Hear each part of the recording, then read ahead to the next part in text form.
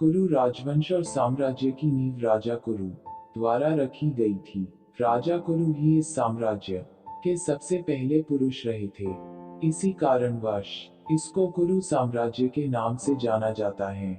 तथा राजा कुरु स्वयं हस्तिनापुर के राजा संवरण के पुत्र थे। राजा कुरु ने इस साम्राज्य की नींव लगभग 1200 ईसा पूर्व में रखी थी। यह साम्राज्य कुरु साम्राज्य के नाम से जाना गया।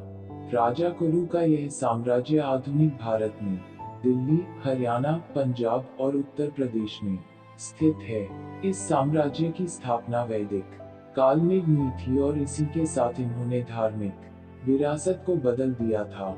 इस वंश का निर्माण कुरुकुल के विभाजन से हुआ था। सप्रथम कुरु राजवंश की राजधानी असंधिवत को माना जाता है।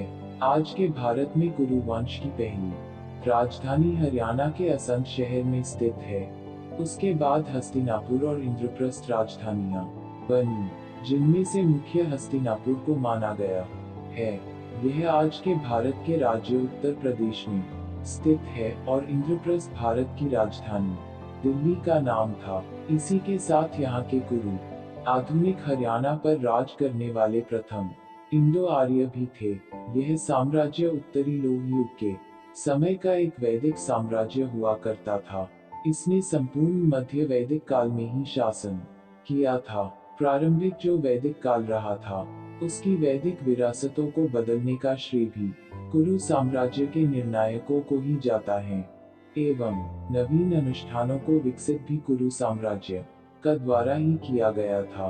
तथा संपूर्ण वैदिक भजनों का संग्रह भी कुरु साम्राज्य के शासकों द्वारा ही किया गया था।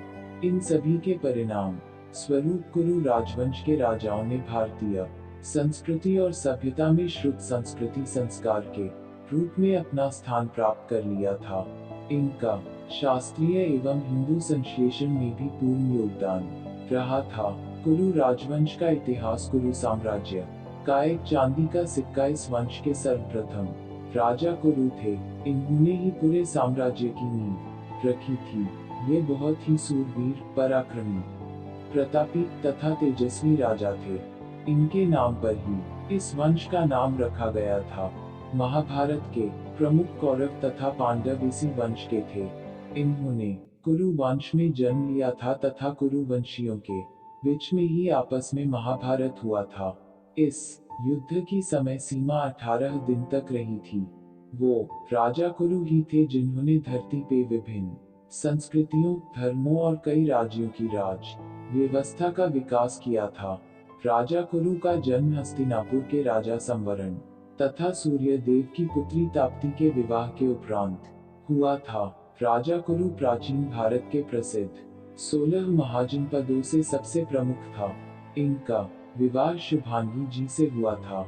इनके विवाह के उपरांत एक पुत्र का जन्म हुआ जो कि विदुरथ था।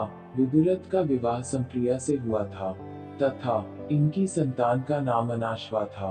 अनाश्वा का विवाह अमृता से हुआ जिनसे परीक्षित हुआ तथा परीक्षित का विवाह सुयशा से हुआ और इन दोनों से जो संतान हुई थी उसका नाम भीमसेन था। कुरु साम्राज्य का एक सिक्का भीमसेन का विवाह कुमारी से हुआ और इनकी संतान का नाम प्रतिश्रवा था।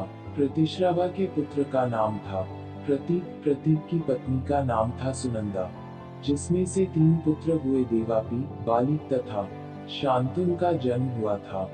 इनमें से देवापी ने किशोरावस्था में ही संन्यास धारण कर लिया था। बाकी बच्चे शेष 2 में से बालिक ने युवावस्था से ही अपने साम्राज्य की सीमाओं को बढ़ाने में लग गया था और सबसे अंत में सबसे छोटे पुत्र शांतनु को राजगद्दी सौंप दी गई थी। राजगद्दी पर बैठने के बाद शांतनु का विवाह गंगा से हुआ तथा इनके विवाह से इनके बीच एक संतान हुई जिसका नाम इन्होंने देवव्रत रखा। देवव्रत ही आगे चलकर भीष्म बना एवं इसका वंश आगे नहीं बढ़ा क्योंकि सने आजीवन ब्रह्मचर्य अपना लिया था।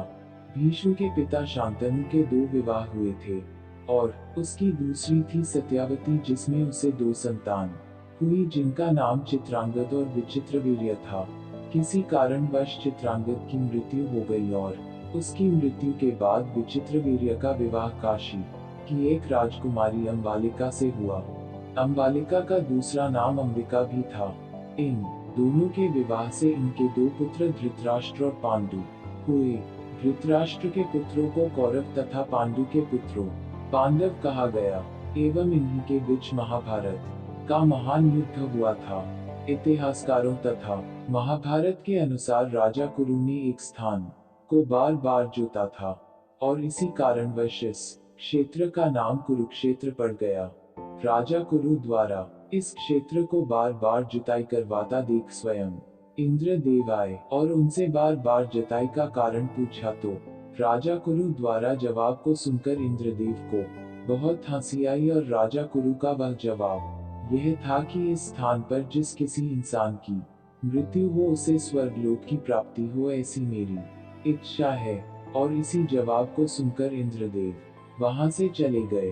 परंतु यही प्रक्रिया बार बार दोहराई जा रही थी, तो यह बात इंद्रदेव ने अन्य देवताओं को बताई। तो बाकी देवताओं का जवाब यह था कि अगर संभव हो किसी प्रकार तो राजा कुरु को अपने पक्ष में कर लो। तो इंद्रदेव वापस राजा कुरु के पास गए और उसके समक्ष एक शर्त रखी, और वह शर्त यह थी कि इस क्षेत्र में व्यर्थ ही कोई इंसान की मृत्यु होगी, वह स्वर्ग का भागी नहीं होगा, परंतु इस स्थान पर युद्ध होगा। उस युद्ध में यदि किसी की मृत्यु होती है तो वहां इंसान या पशु या जानवर स्वर्ग का पानी होगा। और राजा कुरु ने यह शर्त मान ली और इस संपूर्ण घटना के बारे में भीष्म तथा भगवान श्री कृष्ण को पता था। इसी कारणवश महाभारत का युद्ध कुरुक्षेत्र में हुआ था। कुरु राजवंश और साम्राज्य की नींव राजा कुरु द्वारा रखी गई थी। राजा कुरु ही इस साम्राज्य के सबसे पहले पुरुष रहे थे। इसी कारणवश इसको कुरु साम्राज्य के नाम से जाना जाता है। तथा राजा कुरु स्वयं हस्तिनापुर के राजा संवरण के पुत्र थे। राजा कुरु ने इस साम्राज्य की नींव लगभग 1200 ईसा पूर्व में रखी थी। यह साम्राज्य कुरु साम्राज्य के नाम से जाना गया। राजा कुरु का यह साम्राज्य आधुनिक भारत में दिल्ली, हरियाणा, पंजाब और उत्तर प्रदेश में स्थित है। इस साम्राज्य की स्थापना वैदिक काल में हुई थी और इसी के साथ इन्होंने धार्मिक विरासत को बदल दिया था। इस वंश का निर्माण कुरु कुल के विभाजन से हुआ था। सर्वप्रथम कुरु राजवंश की राजधानी असंधिवत को माना जाता है। आज के भारत में कुरु वंश की पहली राजधानी हरियाणा के असम शहर में स्थित है। उसके बाद हस्तिनापुर और इंद्रप्रस्थ राजधानियां बनी, जिनमें से मुख्य हस्तिनापुर को माना गया है। यह आज के भारत के राज्य उत्तर प्रदेश में स्थित है और इंद्रप्रस्थ भारत की राजधानी दिल्ली का नाम था। इसी के साथ यहाँ के कुरु आधुनिक हरियाणा पर राज करने वाले प्रथम इंडो आर्य भी थे। यह साम्राज्य उत्तरी लोह युग के समय का एक वैदिक साम्राज्य हुआ करता था।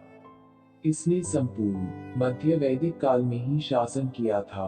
प्रारंभिक जो वैदिक काल रहा था उसकी वैदिक विरासतों को बदलने का श्रेय भी कुरु साम्राज्य के निर्णायकों को ही जाता है एवं नवीन अनुष्ठानों को विकसित भी कुरु साम्राज्य का द्वारा ही किया गया था।